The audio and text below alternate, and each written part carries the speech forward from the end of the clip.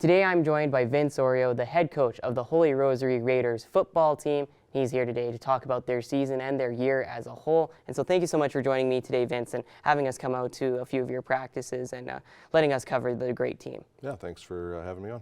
All right, Vince, so it was another very exciting season for you guys in the Wheatland Football League and at Provincials. Just talk to me about another great season under your guys' belt, and what were some of the things that you were really impressed with your team and your coaches that really led to great success once again this year? Yeah, I mean, it really was a great season. If we think back all the way to August 16th when we started, just the commitment from the kids, to buy into a system.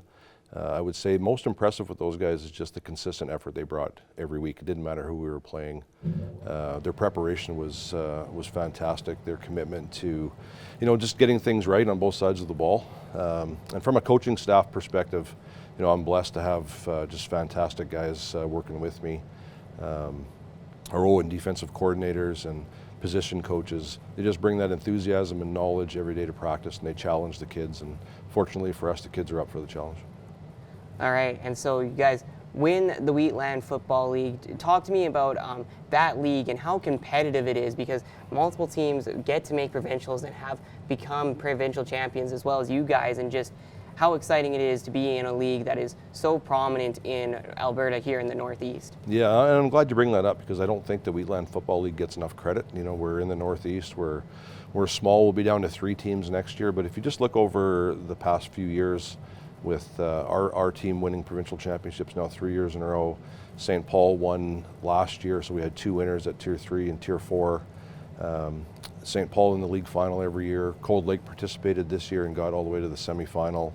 And then if you go back just a few years, 2019 and on, you've got multiple teams in provincial finals. I think one year we had 3 teams from our league, or a couple of times actually, 3 teams from our league in provincial finals. So it's competitive. The kids are well coached in this region. It's sort of that mystery, I think, for the rest of the province is how do teams continue to come out of the Northeast and be competitive. And so the teams continue to come out of the Northeast and be competitive, but you guys have continued to come out of the Northeast and be incredibly competitive at the Tier 3 level.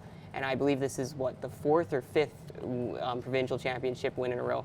What are the things that you and your coaching staff have done with the players to be able to be this successful at a provincial level for years and years now? Yeah, I think from a coaching staff perspective is we put in a lot of time, and not just during the season. There's a tremendous amount of effort that goes into it outside the season with planning and preparation, and the kids recognize that. And they know that we're in it to win it every year. That's our goal. It's every team's goal, but when you've got the athletes to do it and you're legitimate and the kids buy into that system, and they just don't play football for 3 months. They're working out. They go to camps.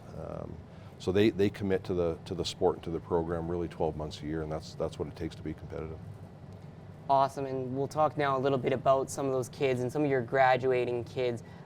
How important is it for them as we get now into December and some of them are making decisions for their post-secondary careers? Are any of your kids so far looking to be going on to post-secondary careers and playing football for other organizations, and how proud that makes you as a coach and coaching staff to have kids move on to the next level? Yeah, we've got a few that are looking to move on to the next level, whether it's junior or university.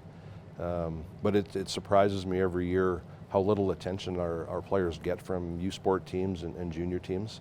I know we're not in the metropolis, but we are on the provincial level at a high level every year, and we play in those big games, and yet our kids don't get as many opportunities as maybe kids from other programs. So I think teams are missing out on the opportunity to recruit some of our players. We've got kids that are willing and wanting to go on. They're waiting for an opportunity, and for some it just never comes. So, if anybody out there is listening, pay attention to Holy Rosary Raiders. There's some great football players, and they would make fantastic student athletes.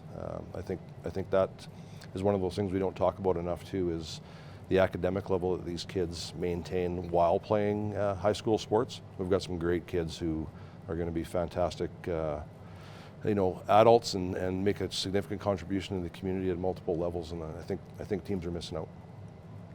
And then most recently here, you also had received an award from the ASAA, so tell me a little bit about that award and just how recognizable that is for you and how proud you are that you are getting recognized at the provincial level for contributing to Alberta high school sports. Yeah, it's the Alberta Zone Award of Merit, and incredibly proud to receive that award, and I'm thankful for the people that put in the nomination.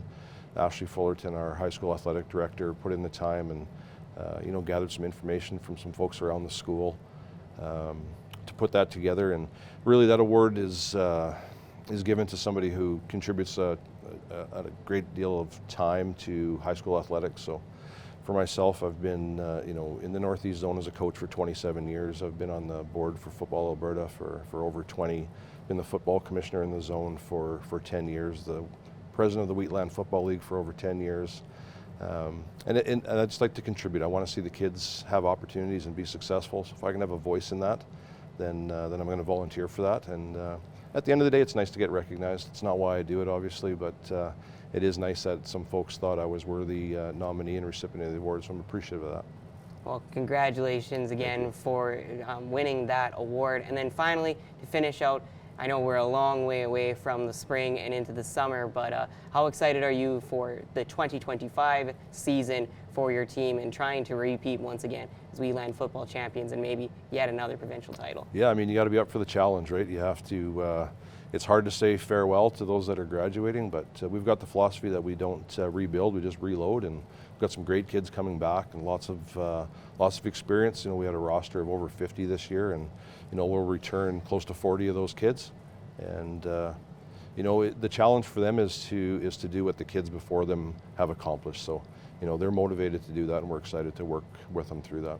All right, well, perfect. Well, congratulations to yourself and your team for yet another great year, and we will have more and more coverage of your team next year for the Holy Rosary Raiders football to defend their provincial title and their Wheatland title once again.